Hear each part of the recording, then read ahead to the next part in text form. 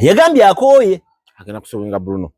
Yagambye akooye. Omanyi nze mukama wange ne Bruno. Bonna webeera obassa mu kuti yemu. Eyulikira eyaka. Omuzungu teyetaga Bruno to the palup. Tayagala Bruno. Omuzungu agamba kirala. Ne Bruno agamba kirala. Nze kati okuma mukwano gwange kati omuzungu kuba muzungu andiisa. Ne Bruno atera still. Ne Bruno mukwano gwange. Okuma mukwano gwange. Nze era ne bwendwala Bruno asobola okunzija muki? Mudwaliro. Ebintu ebirimu Bruno ne Black Market sikola ki? Ebyo bireka. Nabireka. Omanje pa omunkuseerawe obwavu bwogera. Kati Bule. Kakati what did Juanita the do problem wrong? Is mala. The problem is nti twejje mu bintu by'okwogera ku bufumbo. Kankubuzeeyo n'atulaba wano ku Uganda. Muno. Mu Uganda mbulirayo abafumbo 10, kapo 10. Esobola okuinspiringa omuntu okufumbira oba okuwasa. Okay, tuli ku The Truth Media. Go tuli ku The Truth Media, go subscribe, follow. The foot? Bogera lushi. Lufaransa. Kongo. Obera n'abakongo wano. Bali ku neighborhood. Neko ekimanya abakongo ate ffe makindye tubamalayo sena n'okoowa. Ffe tulina kye bayita omukongo mu makindye. Okay, tuli ku The Truth Media, go subscribe, follow. Ndoza mwewuunya leero ndeese Gabriel Bule. Mujjeyo nga machinery. Babbi. Lente. Babbi, bano babbi. Sorry. Muli babbi. Ndoza wawe tugenda otandikira naye muli babbi. Oluvannyuma tunaagendako nkulabye ng'otabukidde maama Juanita Kawalya. Nga tomuli bulungi. Omulangidde okuba nti obufumbo bwamulema. Ekyo si kirungi. Mukazi mukulu, mukazi aludde mu kintu kino. Mon ami, ne tombe pas. Okitegeera. Tuyinza mulangira kutuuka ku kino ne tusookere watengete. Omwana oyo abaana abo ku neighborhood wali. Naye boogera Lufalansa na Luswayiri. Kati ate gwomanyi Lufalansa. Kati bajja wano batambula ne bagenda eri ku byalo okukima amazzi n'agaano tanka ejjula. Bo batwale ki? Amazzi. Bawunya otambula. Kati kyemugamba kyotategedde. Ade mugamba togwa. Don't fall. Ne tombe pas. Ne tombe pas. Kati gwogera lowooza bukaba. Ate kati gw'obulowoozezza. Kale, ndoza tutandike. Kuba mbadde nkyakutenda obubbi ne kampuni yo. Muli babbi. Besalaso. Mbadde nkyabatenda obubbi. Ndoza tutandikireko obubbi. Obubbi bwa okubba tengetenge ne mumutuusa ku ekyo Gabriel Bule. Atulaba ku Truth Media. Kadunu n'agamba nga temundabako wano. Nedda ebyo mulimu byammwe. Channel eno yatandika nga weetuli. Bulungi nnyo. Era ffe ba pioneer ba channel eno. Bulungi nnyo. Era tubeerawo wano. Mon ami, Besalaso. So nga kwetuli era nga tugobera buli kimu. Bulungi nnyo. Nze mbeera musanyufu nti bintu byaffe tuba tuzimbye bikola ki? Bitambula. Muganda wange ono Mulangira yatandika channel eno nga mpola ne muganda naye gwe n'obisobola nangamba ejja kukola oba ejja kukola. Kati ndi musanyufu nti mubeerako emukola mbaako juzi luli nali ndabako program bukyaziza muto wange Sugar Nancy nga Nancy nga wanda muliro nagenda okulaba samukyazano mu bubi nti oba nina gwenkuba naye nagenda okulanga naye alina okufunako okwewulirizaako nganda awulirizibwe amwena akalimi kagudde wantu wamu ne ngamba kamufune naye aveeko kyayogera ensonga era saazigendanga deep namugiranga bugizi bwati wayibwe nga ndaba agenda nyaso nga mugamba tukakkanemu ng'ekigendererwa kyange baleme kuwuliriza akawala kokka n'akalenzi no bakawuliriza era nagenda okulanga gyekiraga mu nsi muno buli muntu aba ateekeddwa okuwulira muntu bw'awulirwa kiyamba abantu okujajinga era weegenderezanga nnyo okwenyigira mu nsonga ezirimu omuntu nga bba abantu abala tebamuwuliriza tebawulidde mon ami termine you come back later let us first finish and you come back later Nagenda okulaba omanyi YouTube eyawukana ku TikTok. Osobola okuba nti no yes TikTok bulaba ngo tutambula nnyo. Naye ate omuntu atudde nalaba niwa abantu batano nga balabye YouTube n'atula nagira nazimalayo. Olumwaso olupikingamu ekintu ekyamakulu oba n'ategera ensonga. Kakati ate n'ekirala ku TikTok yaffe wano bwe yakula. Abantu ajjamu kimusavinga. Kitegedde. Omuntu ajjamu kiki kimusavinga. N'ekikola ki n'ekimukolera kubanga abantu be Uganda bwe twakula. Abantu be Uganda bo batunuulira bafaanagana n'oyo gwe babawuliriza. Kati abantu abawuliriza Sam Kazibwe bwe batira entegeera yaabwe bakola ki bwe bategeera okitegeera abantu mu society ebiseera ebisinga baprovinga nnyo kye bafaanana okitegeera omuntu awuliriza Bobi Wine era afaanana nga Bobi Wine n'entegeera ye ina kutambulira awo kubanga ye kya approvinga kya appreciatinga kituufu era ogenda okulaba ng'omuntu awuliriza President Museveni naye bw'atyo bw'afaanana okitegeera omuntu awuliriza era bw'olaba nnyo abantu ng'oli awuliriza abantu abanyigiriza abantu ogenda omunoonyezaako naye nga abba ettaka akola ebintu ntuwe bityo the apple doesn't fall far from the tree. Okitegeera era olaba egudde wala omanya waliwo ekitali kituufu era nze nyina omwana omuwala gwokimanyi wa senior 2 naye omwana wange musirise nnyo okwawukana ku nze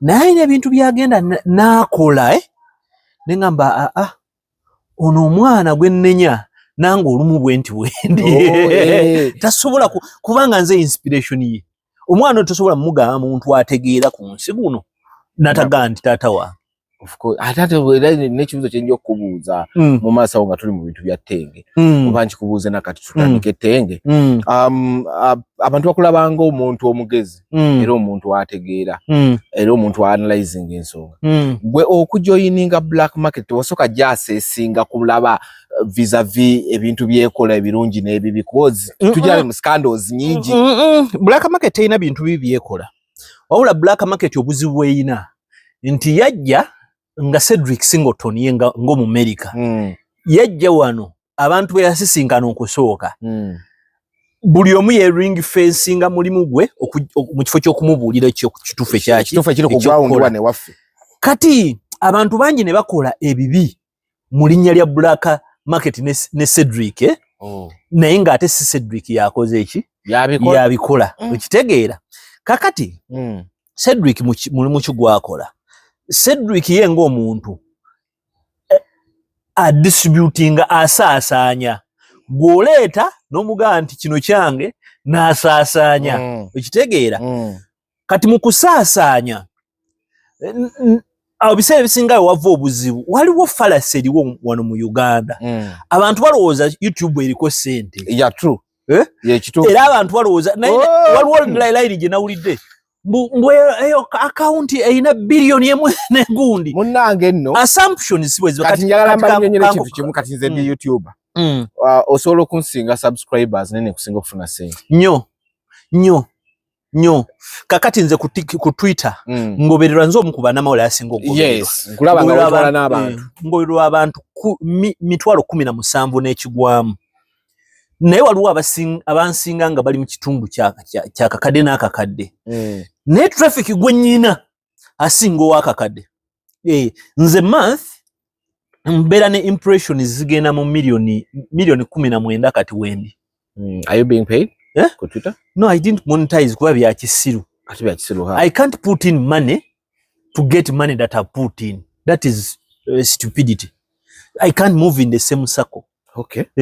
Bwe basinzeeko nsobola kuwa dola zange 10 atompe dola 10,12 olumba ndi kuki return olabanga tewaba ekitegeera kakale okujjako nga namba zikyuseemu kati YouTube eno obuzibu bwerina oba streaming channel si buli namba nti zikola nti namba era bw'otuuka wali Cedric ayina suti namba okukikunyonnyola era ennaku zino ayenkareginga nnyo abayimbi be nti at least suulamu ekigambo ky'oluzungu ayina abayimbi akyayina bangi n'abana Kenya Kenya yo nkimanyi biki naye nga mbano Uganda kyayina Uganda Cedric alina abayimbi 300 nga Bannayuganda kuliko bameka Bannayuganda kuliko ndowooza 13 naye nga across the world naye wano Uganda ababyebye nnyo kati tugende mu maaso naawe kale genda mu maaso kati era yalina omuyimbi ndowooza mu ziti Cuba oba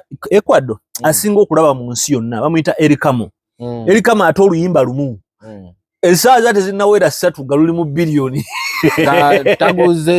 nga taguze anti kakati ye mulatini ate abalatini balina nnyo crisis y'abayimbi nti abayimbi baabwe batono era omuyimbi omulatini balatino bw'ayimba enamba ziwera mangu kati ojjukira Daddy Yankee Daddy Yankee bwe yali ayimba wali ayimba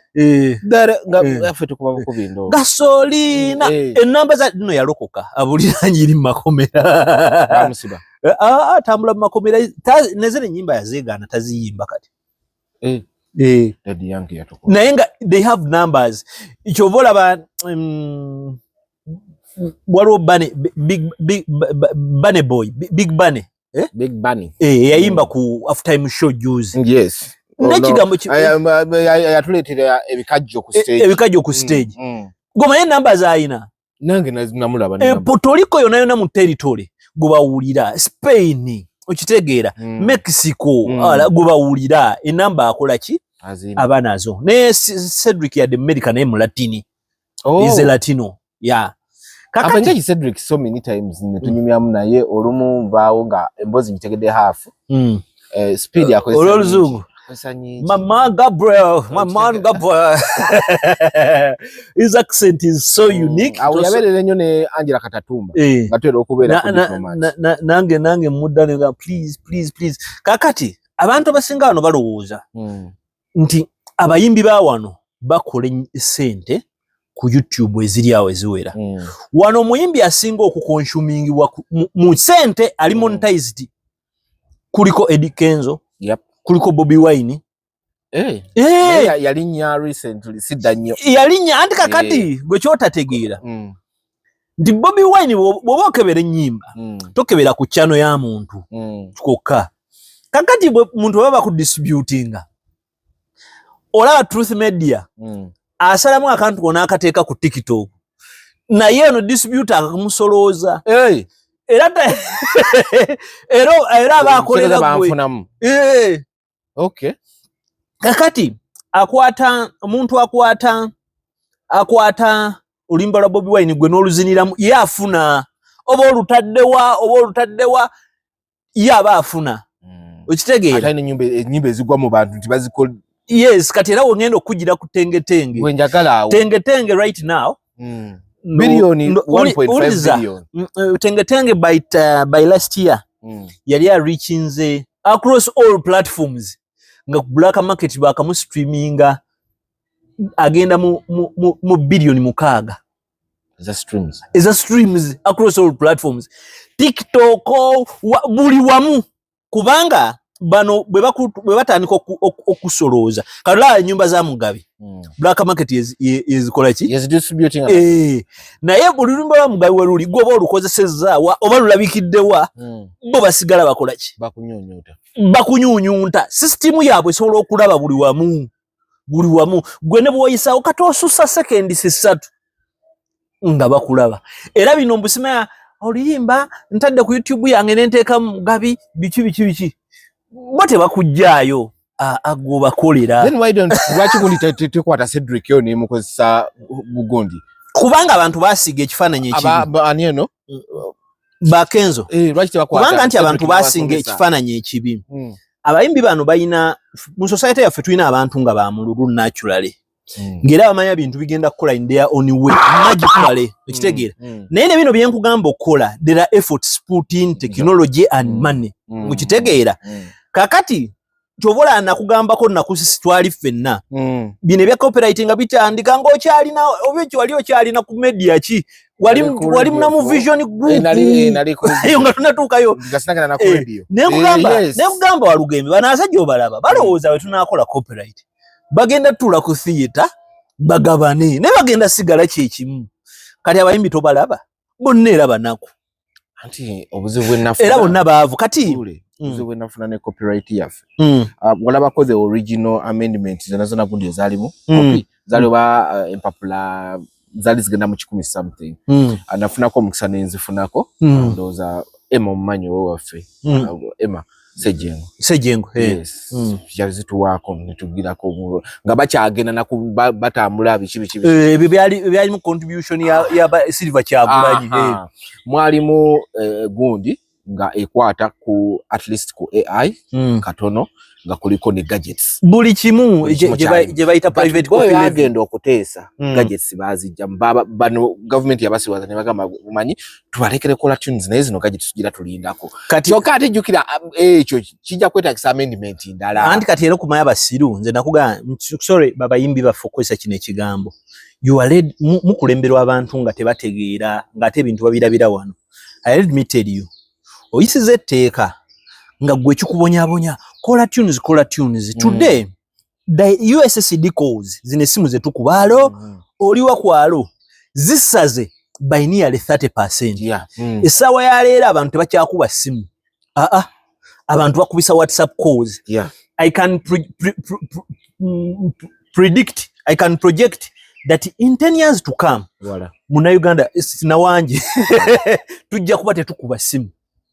Tetujja kuba tetukuba simu kubanga akati olaba wanoze tuli mu kyalo naye nkubuulire olaba emiti giri gye basimbye MTN eri mutuletera internet mu nyumba okitegeera wano waliwo basima bayita baani bataddawe wa mukadda mu maaso Savannah asi Savannah bagiyita sure nagira sure naye eriawo okitegeera kati kitegeeza calls zigenda kukola ki kusalika kusigala nga calls za muntu ki mwejje ko yemutu recordinga kakati phone call zino buli calls was phasing out calling back tunes tezikola ki teziriyo ayine platform vendor bwalabanga goto kitegedde nga biva mu kati Airtel yabivaamu bangamba yabivaamu togenda ku stressinga lwa kintu kyesifuna munaji sini nga bo ba investinga mu kirala Telecoms kati MTN ogiraba eri mu kugenda mu byalo netambuza ki internet ate nga bali mu gisala ate kubeyi kubakaniza kankubulire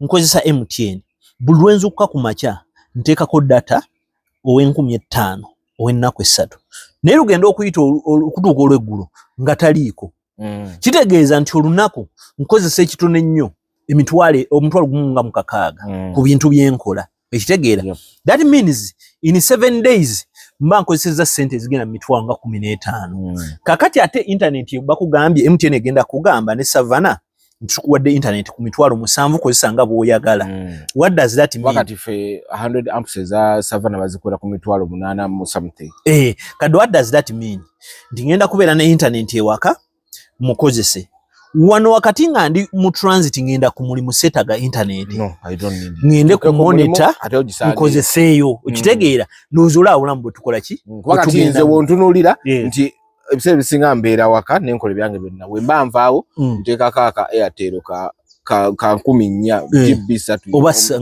nezinkolere nakwezo kuba time gye male eno ntono ku kakati obulamu bwe butyo bukola ki bwoba okola etteeka oyina okubeera na think tank abantu abalowooza ekitegeera abantu abalowooza ffe abayimbi abantu bebeesamba we read a lot we research a lot about the industry more than they do ekitegeera naye bonna nze nabagamba abantu bennyini ababakulembedde betteeka tebalyetaaga ekitegeera kubanga Eddie Kenzo yennyini sorry tukumwogerako Eddie Kenzo mulaba Eddie Kenzo takosebwangako copyright enyimba za Eddie Kenzo tusobola zizanyirako ekitegeera waka Eddie Kenzo tusobola muzanyirako kuva nodda abe yaza akola ki amufunamu kakati akulimba nti akuyamba ya keepinga kubeera relevant bamuweyo kye bakola ki kye bamuwa ekyo vola bagenda okwogera ku copyright olunaku olumu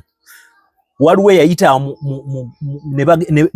nga bali ku State House omuyimbi omu n'agenda n'alaba Susan Keruneeni namugamba kakati naffe tetulina kye tulina mugambe muzeeyi atuweeyo advisor we okitegeera ng'era erinnya baaliteeseteese ddako Keruneeni nze si bye byandeese tuzze mu bintu biri serious era Keruneeni baba bakyerumaaluma Anikansime n'avaayo n'akola obukungujju awo n'akola ki n'akiyisa ate president omumanyi ye talina budde agamba yakola okay bakubye olwe okay now from today therefore n'abawo omusajja ye abakuwadde musaala kati mbulira kati omuyimbi agenda agamba ki president nga ne badvisor abakugu we tulina president yennyini yaba advisinga Yaraba lulinga New Vision ekubye badvisors obungi nga tebamaze banzene n'engamba bono naba mugamba tebamulabangako amunono bakoma mula balo yabalunda ye Kenzo wa mukisa nti ayimba ate alina n'omukyala gwasobola okukutirako naga tugenda ompiseewo kati Kenzo tumuleke kati otuveewo tugende ku Tengetenge kakati bagamba oluyimba lwa Tengetenge Black Market yalutwala ne lwa uploadinga with an estimate nti wetwogera muyinza okuba mwaka lukolamu 1.5 billion. It is false ezo sente teziwera nebo bazisubira sizwe ziri okitegeera omanyi bw'oba okayanira ebintu bya YouTube internet you argue with the data. Okay. Which data is there and available. Kati ate bw'oba okayana n'ebintu ebiri corporate ebirimu okubala ne sente. Tonogenda ku social media okitegeera. Ogenda n'obuuza ne bakubuulira n'oddamu. Kati alati abalala mujje mulabona. Alarming has who. Let me tell you, tubadde wano nga njogera naawe off camera. Ne nkugamba ku social media kuliko abantu nga bali voko. Yes. Naye nga tosobola mugamba akulwanira olutalo. Nga abantu bagenda kubuuza kuki naye ono nga abantu tebabakkiriza ngera bajja kuŋŋaanya abantu bangi baseke vuma yuza naye nga teri agenda kubirivinga byakola ki byayogera okitegeera ng'omuntu kwegamba they are living shame okitegeera kakati kati ng'ovuddeko ekyo saatakinga muntu yenna naye bw'oba olwana ekintu omanyani akirwana era akunnyonnyola atya nze tukoze amawulire nakirashingako ne muganda wange gwe njagala ennyo gwe mpa respect Bruno era ne tukirashinga ekyatukirashingisa butakkiriziganya ku nsonga gye yali agikutte ya Black Market nze njogera Black Market okitegeera ne munnyonnyola ne mugamba waliwo obuvuzibu bwenda batusobola bukwata bwe buti naye bw'okikutte si bweki era silu ya postinze gundi kakati it seems not okuva ku yafuna is not oyo tayagalangako Black Market era wagifunira okitegeera ayagala akole ki aginyige nze siisaamu Bruno maaso mwekitiibwa ng'omuzadde nga mukwano gwa Bruno mukwano gwange okitegeera naye bino byonna byaleeta you cannot say things in ambiguity okitegeera okizimbulukusa nnyo osaakaanya abantu business z'abantu zife okitegeera without asking things kati kankubuulire bisoose ku Truth Media Tengetenge si ennannyini luyimba lwa Tengetenge bwe tuba tudistributing oba omuntu yenna waba distributing akubuuza oyina proof nti oluyimba lulo yes ng'era wuliriza ng'era gwe bw'olaba Bruno nti alina proof okuba nti ennannyini wa luyimba Farida omuwala waliwo ebikola proof y'okuba n'oluyimba by'owo omuntu agenda okudistributinga bino nnyamba abalina waaka waabwe ekisooka olina okuba ne ze tuyita masters kati bw'ojjako masters olina okuba ne proof nti waludigestalinga okitegeera ebyo by'owa omuntu agenda okudistributingira abawa masters ne proof nti be bannannyini luyimba si manager wa Tengetenge ate si Tengetenge era bali bajja n'omwana mu kayimba ke bali codings ng'omwana eyateekamu eddoboozi si ye Tengetenge ndowooza naawe owulira bipya era bino wuliriza Tengetenge byayimba bibye ne bali badistributinga biki birala okitegeera Cedric ekiro ssaawa nga 4 ino ssanga 7 around that time oli America naawe museze namuweereza message ne mugamba I need this to be handled quickly kindly need you to handle the issue of Tengetenge the moment you see this message. It shouldn't escalate at all. Oh, the voice on the song is a girl, not him. He contributed nothing to the song. Rango is a vixen. The music was made by Bossman and Boy Blaze. They can prove it. Nangamba chi, this is great. So we are distributing on behalf of Bossman and Boy Blaze. Nangamba nankubire simo giraba. Nampereze namba ya Boy Blaze. Okitegeera? Boy Blaze ne Bossman. Okitegeera? Nze ne ntwala obuvunanyizibwa. Nenkubira Boy Blaze. Boy Blaze nangamba nakola oluyimba n'omwana muwala eyakola eddoboozi era nyina ne masters ne producer we twalukola ayagala ajja ntuukirire nze oluyimba lwange oli antambuliza luyimba katosobola kudraginga black market etanoonya luyimba ng'oli yagireetera oluyimba ne ligo documentation ntino oluyimba luno andi bwoba tutandika case tutandika ne kyetulabako ne kyemulabako kati omuntu akuba alina okubuuza Boy Blaze ne Bossman mwajjawo oluyimba ali nabo togenda babuuza oluyimba si kuluyimbamu teketenge wakufa bwavu mbali banywa ntufunye tumufunira kasente kala yuli abe mwogera kati ye nonno Cedric okumanya Cedric go balumba ate balumba mu kyamu Cedric yakwata ne kubo n'agamba Immaculate administrator wa company tinonyeza omuntu akwata ono mwana alango tengete azina kuluna oluyimba nate talufunamu nze out of goodwill ngo America yagala kuocha yani tenge yababula buli omu nga bafuna manager ono bafuna nono ne muganda wange Michael kuba Michael tweddira gumu bote simayo oba baamula oba tebamulaba but the faces they got they are many. So gwogenda okulumba black market, but why is it on the oluyimba lwebaga demugalo distributing akoliko kifaananyi kya tenge kakati eyo kalikecha abagikola era be ba boys balina tuga siwono gwe bwoleeta oluyimba nja kati kankuwa ekyokulabirako atulaba ngenda kuwa ano album Ugandan Kenneth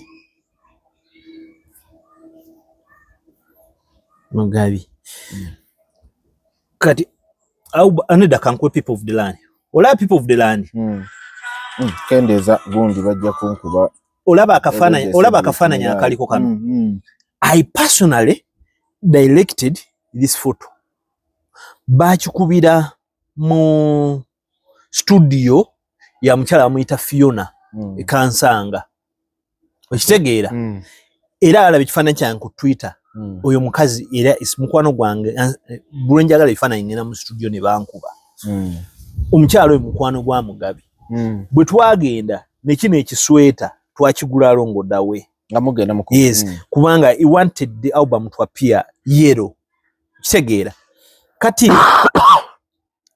bine ebifaananyi si black market ye distributor w'oluyimba ne black market si yateekako bine ebifaananyi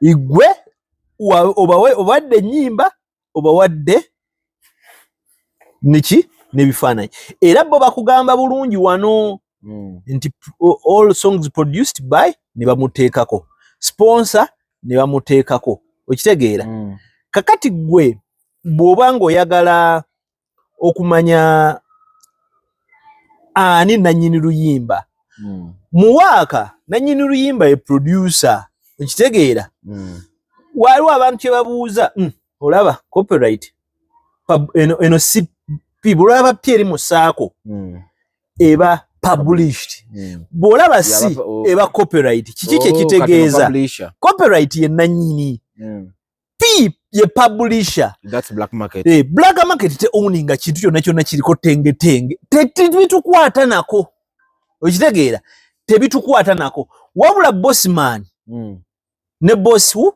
ne Boy Blaze be bamanyi bajje oluyimba lwawe bo ne baleeta ne masters ne stems tuzirina okitegeera kakati ye sound yono omwana iyo omwana ayina okufuna abantu abamuyamba bw'abanga ddala nga lulwe akwatagane ne babossman abibajjeko naye obunnannyini bw'oluyimba si kubwogerako kankuwa ekyokulabirako omwana yakola kyayiwenjayo mumanyi Kyayiwenja I love that boy omwana we bwe yali akola kyayiwenjaye yakozesa sound eya mukwano gwange nnyo Kasuku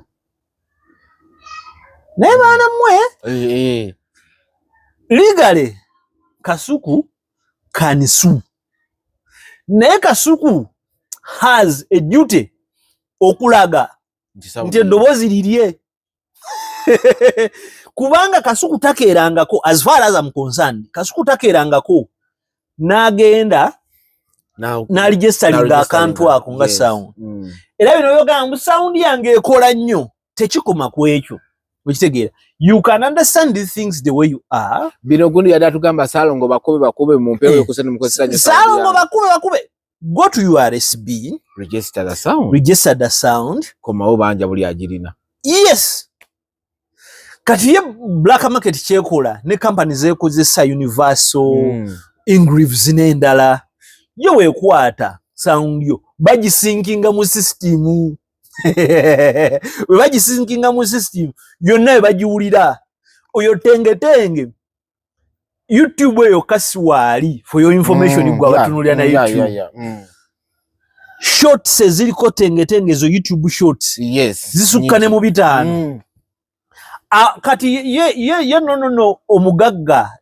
Cedric kyatukola nokukola he works with Indians, works with Filipinos, works with that.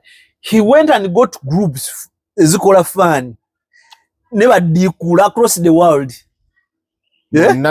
Nabagamba muluddemu. Era ogenda kulaba nga waliwo abayindi abaluzinirako, waliwo aba Filipino, waliwo abalatini, luli across. Okitegeera? With permission from Gondi Bossman and ne Boy Blaze. Okitegeera?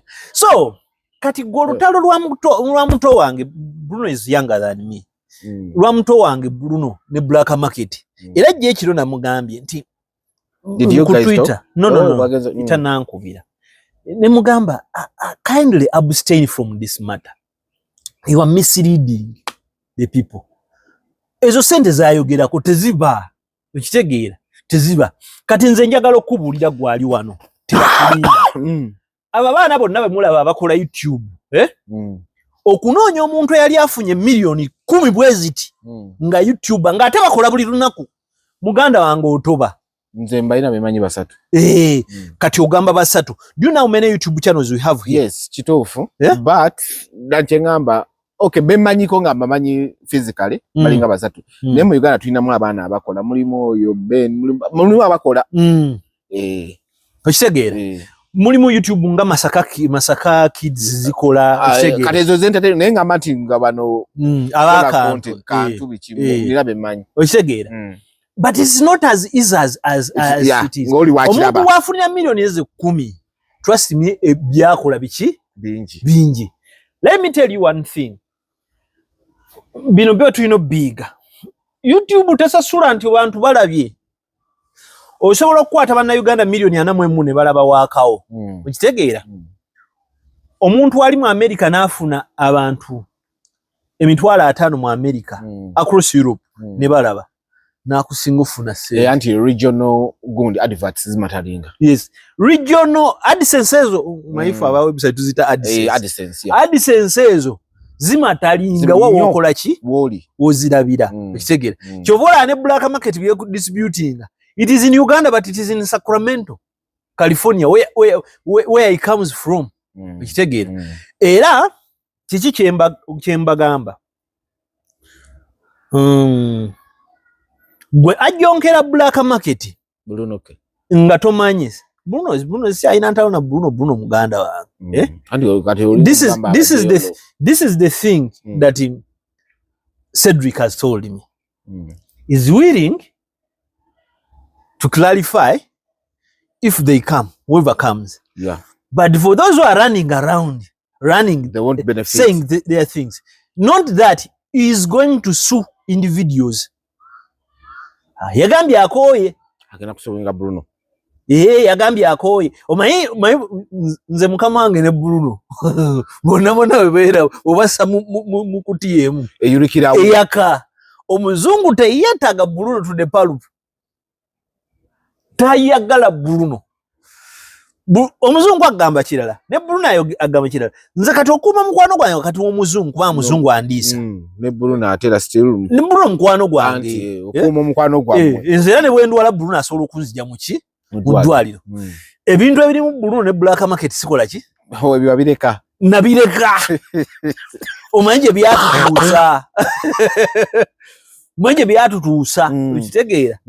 Ne twekolimira ne tukola ki? Netuka nuga oli muganda wange ndi muganda wo tukole ki tuivemu okitegeera naye Bruno some of his truth are far-fetched okitegeera era ky'obalaba muganda wange nakulabye ng'okola ensobi gye wabadde okola wabadde owetedde mu kabonge producer manager w'omwana Gondi Mike naye nga tukagenza okutunuuliramu ngate manager alabika mutuufu nnyo nga manager mutuufu nnyo ng'ekizimuzeeyi taata sawa yaleta tubulira sente za mwana zakola ki jaziteeka ogamba nti kale wakakwata 40 million ez'omwana kiki wali omukoleddemu ekiri physical taata ali just entitled bakugamba batya muno omwana bamufunire essomero bamufunire lya busiramu muleke kakati ebyo ddamu mbu ye tajja kuleka amukukulu olw'okuba talina kyakulya okusoma si misomo gya buludda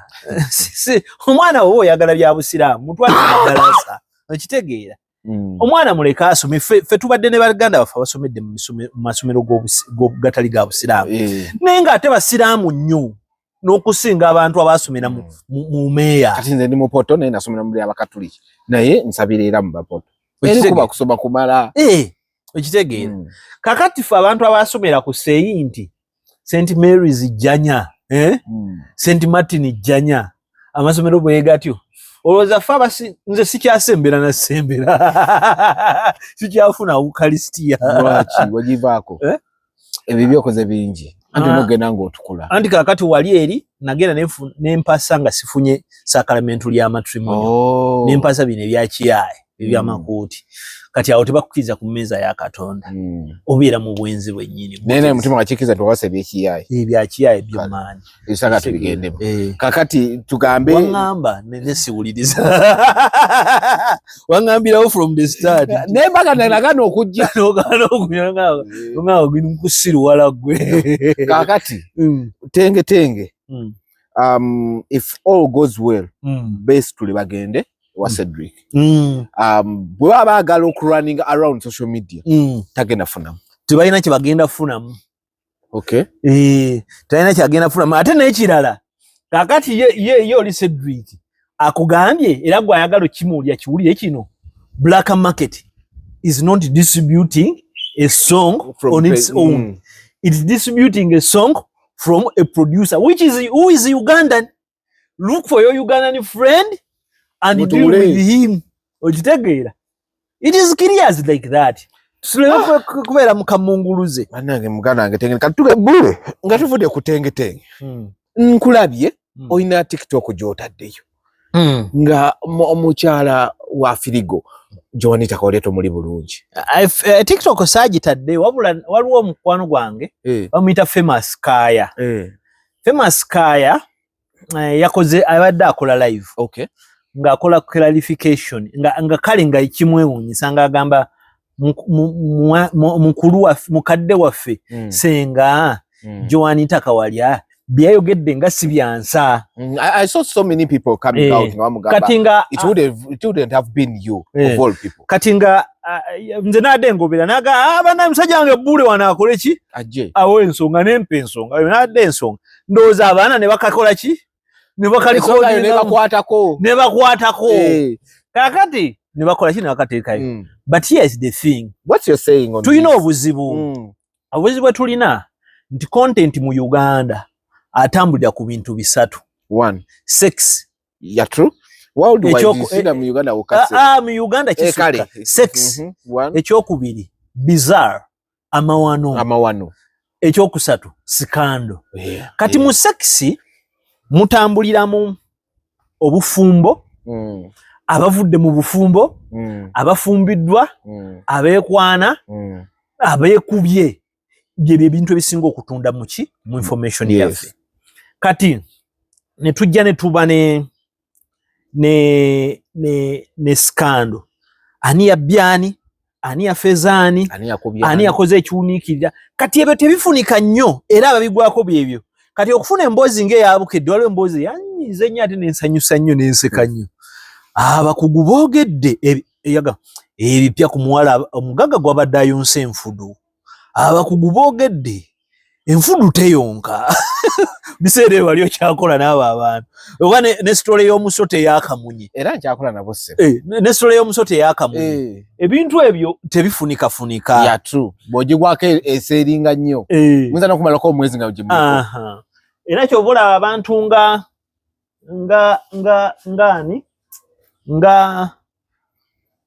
Muganda waffe SB4. Ajja n'akuletera emboozi smart ndi muzima.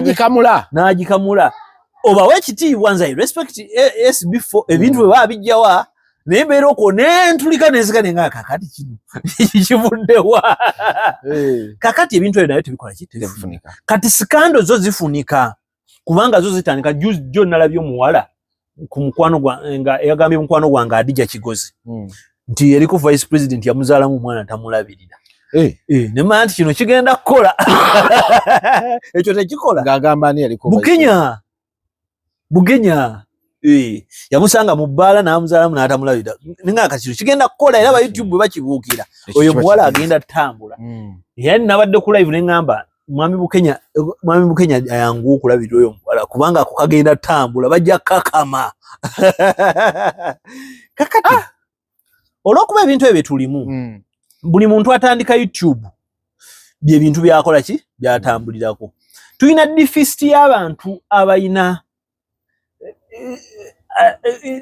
content that is unique to us, content that can be easily identified or understood ng'omuntu tagoyinga all over.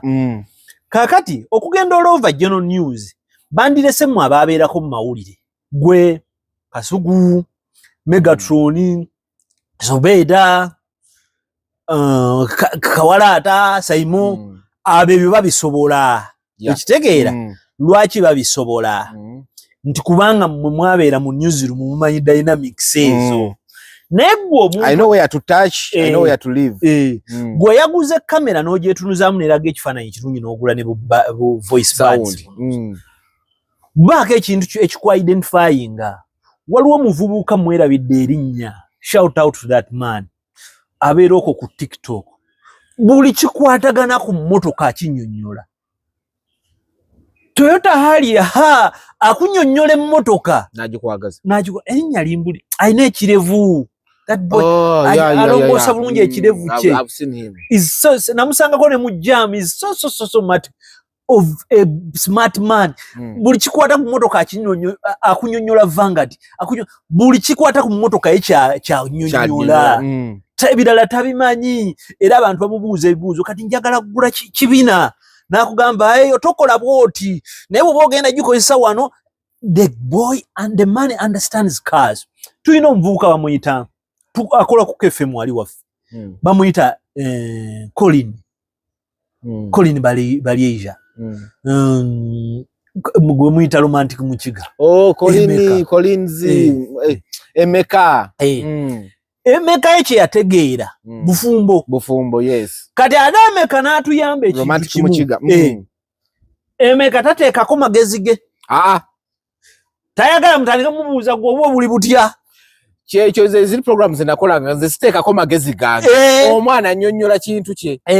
Era Emeka akuleetera kapo ye oba esiri wadde era alina kakola really you know he's handsome man akutuna mune mugalubindi munagamba really kakati ye akuleka n'oyogera aina kapo yaleta we yakadingana mubekyawa simanyi buli munagina binajja nalimba lumbye naye nagenda owulira bafanero babasabira bakyaliba nga bafanero bangamba you are fighting the blood of Christ nembijayo be babasabira kudingana baba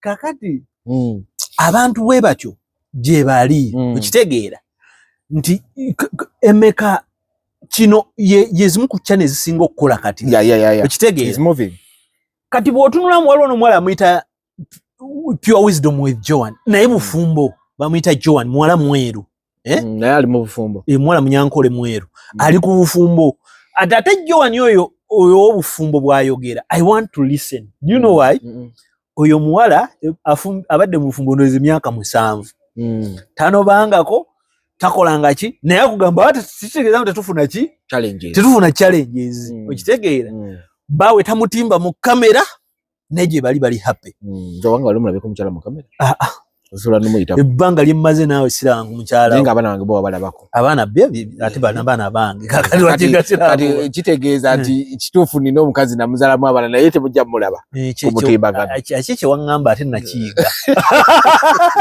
temujja ekyo kyo tekijja bba nze wallahi njagala okubuulira aliraba mukazi wange yegwe wange abakyali bange wange abatonotono bakasuku baani kitegedde be balimanya ekitegeera kati ate ne nisalawo nja kuwasa by the way ekyo kino nkikugamba ogenda kuddamu okubembaga naye kuluno nga amakubo matuufu naye kyenjagala okukola my dream njagala kukola sacramento y'amatirimunyo mpeta ya bukatuliki ekitegeera naye kusanga mu kooti kuluno nja kujja nembo njagala gikolera njagala mbaga yange eriddako ngenda gikolera Maximilian Library e Nairobi njagala nja kufuna wano permission bajiwereze kereziye e Nairobi Kenya bankizo kungatta I entered that library, it is so unique kati mu library eyo njagala mu abantu 25 nze wa 15 kakati buli kabalala bagenda okujja nga 7 abakantu naye sikola kantu kubaawo Kasuku wali eri Zubeda wali eri n'omwami we Omuganda wange Walugembe Dayas wali eri okitegeera so unique okitegeera ebintu njagala okukola era okwanjula bendigenda nabo abo njagala 30 naye mu 30 omukyala ndi mugamba nti bwe tutuuka ewammwe njagala ekibbe kinene kati ekibbe talitegeera kye tugenda kikozesa buli bwe tugenze naye okutuuka takiraba wano n'akitegeera kye tugenda kikozesa atajja kiraba ekibbo emanyi kye tugenda kikozesa buli atuuka jjako essimu giteeke mu kibbo essimu giteeke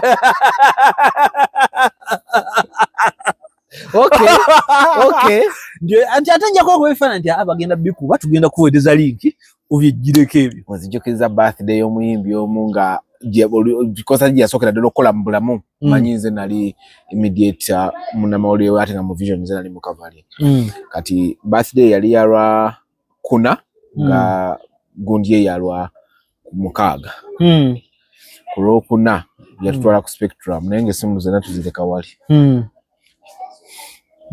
kosa teyasokera ddala birthday yagikolera ku Spectrum twazireka ati munda ojja koma binyumyako oli waddemu okukkiriza oba okugaana byoyogedde naye nga kyetwalaba eri your life your rules okitegedde kakati kye nkugamba nti abantu batomedde kati buli afunayo akakamera ayogera ku bufumbo abalala tulina twafunye n'omuze ba inspirational speaker nawe webali abo beetaaga kutuga yes omuntu akugambira ddala ku ssente akunyira ssente naye nga yennyini atunulanga obwavu nga bw'omulaba ng'olaba omunkuseerawe obwavu bwogera kati bule kakati what did Joanita the do problem wrong? is mala the problem is nti twejje mu bintu by'okwogera ku bufumbo kankubuuzeeyo n'atulaba wano ku Uganda muno mu Uganda mbulirayo abafumbo 10 couple 10 esobola okuinspiring omuntu okufumbira oba okuwasa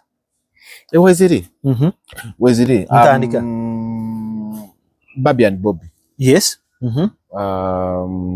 actually Bebe and Zuena cause bone challenges tuzirabyeko omubaso ngena kuleta our own Kabaka Ronald uleta Geoffrey Lutaya ne mchala we ne challenges tuzirabyeko ne baseranga bali bonna tuleta ani abo mulala komao kubanga buumuna buunyi naye bonna boyogedde mulimu ebizibu ebirabwako abakola obuntu bibanyonnyola abantu bibajje mu bufumbo buli kapo gyoyogedde limu omwana ebweru okujjako ya Bobi Wine sikakasa bamala ne bakitereza bagamba tisibwe tikyali kitufu bali bafanze naye zonna zisigadde zoyogedde banzoza challenges in marriage yes naye kakati bana abantu ababuulira ku bufumbo olaba marriage ze tulabirako nze ndabira nnyo ku ya Bobi Wine ne ya Bebe Cool yes ntegeera ne ya Ssaabasajja Kabaka naye endala juice bafunye divorce kyawedde ekyani ekya Kamili ne Danira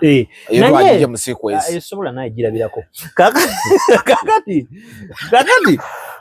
abantu abezibe biri mu bufumbo babi experiences era nafa abamanyi munda abamanyi abamu waliwo nebisukako bitusobola ku discussinga wano bye tumanyi naye abantu abandi badde betulabirako ate be bayitamu abantu abakulu bavaayo babulira abantu tebisobola kukola ki tebisoboka tosobola kubeera mukazi mukulu nga muwala we Class Kawalya Joanita oveya agamba abantu munze sikuza mwana atakola ki atali wange kati you were a mirror for motherhood for family ebintu bino bobo binyonnyola leka nkubuulire nzomayo omuntu yankuza si mama wange kituufu mukyala wa tata wange era nafuka mama wange era nzo oyo mukyala n'omwogerako ekibi era newe mbeera wano ne bakuba essimu ndi waliwo amutataganya nzija na Jambia because she's a real mother she did things bino byonna osobola okubireka bibaamu buki me to my mom dad when I was in Pitu yes but she did her job fe mama waffe yafa tukyali baana ekitegeera nene batukuza fe amanyo gange tegagerekera botula mu njala zange nze sirina mu did a good job nze sirinaako enkovu gye nnyina wano ya mama wange nzaala ndi kukikunyumiza okitegeera naye tesi ya mama wange omukyalo wa tata wange okitegeera so some things tubireke tetubiwaako magezi you are wrecking families abantu bavangayo ne bakuza abaana ekitegeera angasibe babazaala abaana abo ne babaagala yagamita mwagala abaana abo bavamo toyogera shut up some people look good when they are quiet okitegeera ebintu ebimu tobyogera mubireke you are misleading people abantu bavuddeyo okubuulira abantu ku bufumbo si be bateekeddwa nze kati nagambye abantu nze siteekeddwa okubuulira ku bantu bufumbo because I failed you failed yeah I failed okitegeera so biki byengenda okugamba byenze byannema okukola okujjako nga nkubuulira nti kino tokibakola kino tebakikola kyekyaleetera obwanga okufa era mbuulira nnyo abantu babimbuuza nnyo mu inbox wambuule ngenda kuwasa nkoze nga gamba omukazi ow'omumwa tokola ki muleke tomuwasa okitegeera omukazi bw'aba mulokola azunga mu makyaki mwesonyiwe okitegeera mulimu ebintu n'ekirala kye ngamba nnyo abantu omukazi mubuuze nti ye maama we yali atya ayisa atya kitaawe naye si bino ebyaffe maama yasalawo nze taata wange munyiiza anfukaamirira ebyo byo ng'omanya you are in a wrong place wajja nti alina kye yagambye kati gwe nga bali batabani bange nga beesunguusutula ng'oddayo ng'ogamba Walugembe Junior nsonyiwa ne bwe mbeera waawo nkikuba oluyi tekibirimu ebitasoboka you are easy but you must be a parent your space shouldn't be what taken away kati bano bamaama Kawalya n'abalala bateekateeka okwogera batuyambe ne mulimu abakyala benkugamba nga tebali mu bufumbo naye ng'ate yo ojja muwulira wali owulidde maama Alima nga yabuulira abafumbo a lot of sense tayawula agatta bugasi akakanya baana bange mwana wange buule mama Alima nga yakubidde essimu asobola okuzza mu bufumbo obukyamu kubanga yakuga buli kaseera mama alima kyakugamba lwaki tosonyiwa lwaki gwe to understanding nti bino bibaamu mu nsi okitegeera era yanyumizaako emboozi olumu yatunyumizaako emboozi n'atugamba bya ba yafumbi gye yawasa n'agirako yagendayo ko olumu n'abalabako ba event eri awo ne beebuuzaako na bulungi nga tagize okitegeera naye wano osanga omuntu munaku avudde mu bufumbo ayogera kino ayogera kiri people are speaking out their pain not what they are supposed to be told the people kyemuli mu kukola mulemesa abaana abato bw'oba olemereddwa approach ya bufumbo si yemu okitegeera mulimu abantu abali eyo nga ye tayagala mukazi we kumufukaamirira okitegeera nze saagala mukazi kumufukaamirira you're manipulating oli muyaayi omufukaamirira naye ate tompa kitiibwa oli muyaayi you pretending eba pretense obeera awo ne weeta n'okola ondeka mu dilemma kitu n'ekirala tusirikeko institution y'obufumbo tugireke why are you running buli kaseera uli awali akakomera nze omusajja wange kino omusajja wange kino mubireke gwe maama wo singa abaddeyo yandibadde nga abeera mu kamera oba mulangira yandibadde nga abeera mu kamera okitegeera wali olabyeko Ssaabasajja nga ali wali bakumye live ye ng'ajagaza ki okitegeera wali yayeko Katikkiro nga ali wali obufumbo it's a thing temuwa nnyo magezi tetwemenya ebyo bintu byebakola bikyamu institution y'obufumbo bagiveeko temubuulira bantu let's not assume obuvunaanyizibwa tutakola ki bwe tutateekeddwa kuba nabo okitegeera yagambye mbu ye waba omusajja si yamufuula kyali tamuwa mateeka wakirabye anti kakati olaba mukyala Joanita we yagambye anti kakati olaba kati ye Joanita kyeremeddwa okutegeera nti you a woman you can't urinate in a bottle okitegeera mulimu ebintu ebyakola nga biri nakyo omukazi tafuka mu ccupa oyo aba nakapanga era bw'afukira mu ccupa nga bagamba kiki kino omukazi olina okuba mukazi kyova olaba it is hard to find a woman who urinates while standing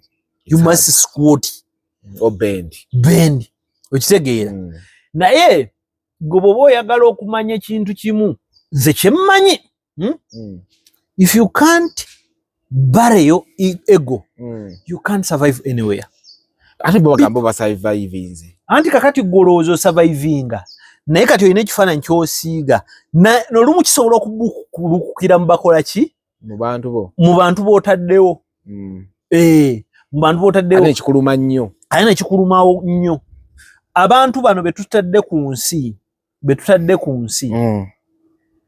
betusisinkanye ku nsi batutomezezza nnyo oba badde banyumyamu bunyumya anti bwe muba munyumyamu temubitulaga some things are good unspoken okitegeera aye n'ekirala kino nze kankikugambe abantu b'osinga b'obulira aboogera ku bufumbo tebateekeddwa kubogera ku bufumbo si mu bubi nze era sirumba muntu yenna abantu abasinga okwogera ku bufumbo wano tebateekeddwa kwogera ku bufumbo because they are running their narratives people are okay with what they are nze mpagira omuntu asazeewo ntagenda kuwasa oba tagenda kufumbirwa it is okay it is actually okay not to marry it is okay not si musango but one thing don't tell people what to do ekirala toyingira mu nsonga gy'omanyi nze ndabanya abantu omuntu ali annyonnyola kakati olaba abo ekyabalemesa obufumbo you do not know kale ate obuzibu tulina nti abantu abamu tebagenda kuddayo kunnyonnyola tebajja kunnyonnyola nnyo nze oli mukwano gwange you've known me since 2011 naye okuva etubaddewo nawasa nenemerera obufumbo nekiba nenkola divorce njogera abantu nga bakola mu kamera have you ever received my call nga nkunyonnyola ku kiki ekyabaawo kati n'abantu bondaba nabo bakasuku tebibbakwatako it was your life it was my life me era ekitono kyenkugambye ngoze wali ku luggi lwange bino byagaana okitegeera era tojjala n'ogamba wano si walime kubanga era newaataabanga walime nze neerikola ki nze neerimirangawo okitegeera sonnyonnyola nnyo ate waliwo ebintu bimu bye mbadde ngezaako kuhintingirako noŋabula ebyo tobyogeranga nobyogera singa otandika singa omubantu abamu tuvaayo ne twogera like the pain is much. Yes, it is much. People will be hated. Naye wala abantu abamu bafuuka naddala abakyala bo bafuukamu ba regi merchants.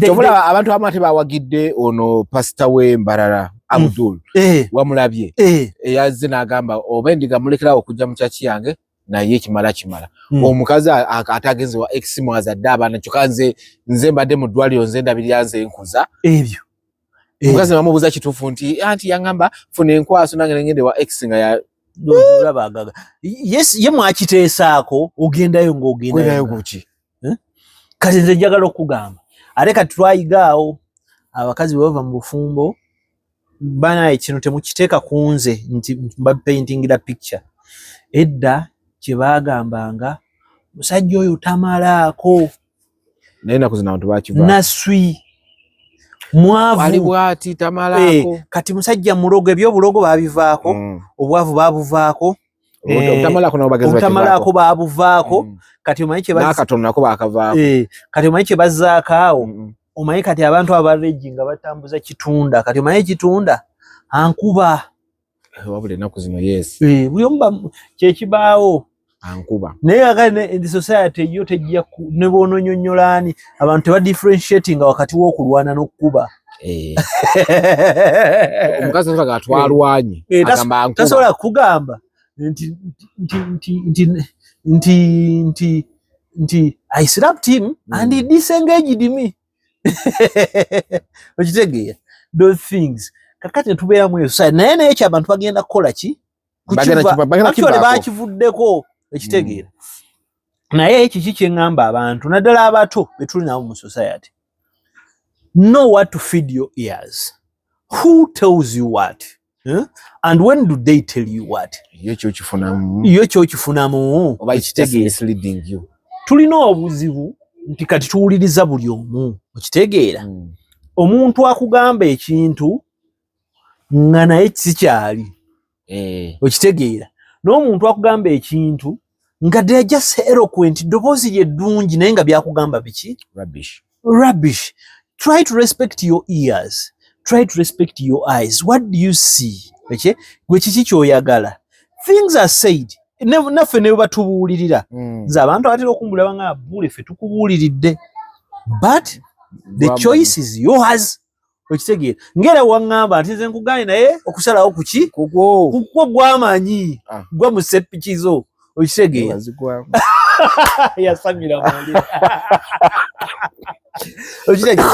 So these things happen like that. Ndowooza eno opinion gyensembyeyo okuba ku bintu ebikwatagana ku family. Okitegeera. But one thing I was so disappointed nti bantu abamu tubalabirako nze omukyala mwagala era mugoberera nnyo naye I think those things are misleading. Abantu amufu abatukuziza si bamama baffe okitegeera kanon senti omwana w'omusajja atoli mu maka ge ate agenda akulira ebbali mama etaliyo abaana affe batwenyumiriza amagana nakuza omwana okitegeera kati ate n'ekirala mulimu ebintu ebimu byojjo mujja okwogera naye nga bikyamu tojja ganza omusajja ali mu nju yange omusajja bw'aba mu njuyo mu Luganda bwe tukuyita omukyala ow'obusa okitegeera omukyala ow'obusa yoyo omukyala awasiza akoze ki awasiza omusajja n'amuyingiza mu nnyumba ye mu Luganda omukyala tagula muyini okitegeera era kyova olaba ebintu ebirekeddwa omukyala ng'afudde bagiyita miini okitegeera omusajja byalese gy'emyandu okitegeera era kyova olaba omusajja afiddwako omusajja bamuyita kiyini omukazi bamuyita kiyini n'ekyalo kwabadde n'amaka ge bagayita Najjanankumbi okitegeera mugenda wa Najjanankumbi okutuusa lwakola ki lwawasa kakati era omukyala bw'owasa wakuwasa byoze nabyo bino bibakuwa kasuze katya ne case bye bibyo wabula omusajja akuteekera emyandu amaka ebintu ebibeerawo biki byokukola ki byolisigaza okitegeera naye bw'obanga gwe omukyala gwabikoze bakuyita ow'obusa era bagamba oli wa busa oyombeka buyombesi okitegeera bwe wava ekigambo nakyeyombekedde okitegeera ffe tukipapya nakyeyombekedde ng'ow'obusa waliwo eyakyeyita omujjukira yagamba abaana abo bebeteekako binene nnyo biswaza era mu Luganda mu nnono zaffe singa omukyala aba n'ennyumba ye gwe n'oyingiramu singa omusajja omulala ajja n'omusanga mu nnyumba eyo n'omukuba gwe origina yabaddewo gwaba n'omusango gye baagombolereranga emisango baakubuuzanga nti olwana ki nga gw'olwanira wa busa ekitegeera ne mu Bayibuli omukyala anaavanga ewaabwe okitegeera tekiriiko omusajja anaavanga ewaabwe era Katonda we yateekerateekera omusajja mu nnimiro y'Edeni yamuleetera muki mukazi n'akalala akantu ke njagala okugamba abantu stop praying for a woman or a man osanga omuntu asiiba enjala yeegira mu nsabira mukazi mulungi nedda Katonda yava mu bufumbo olunaku omusajja lwe yanenya Katonda you know man blamed God for a woman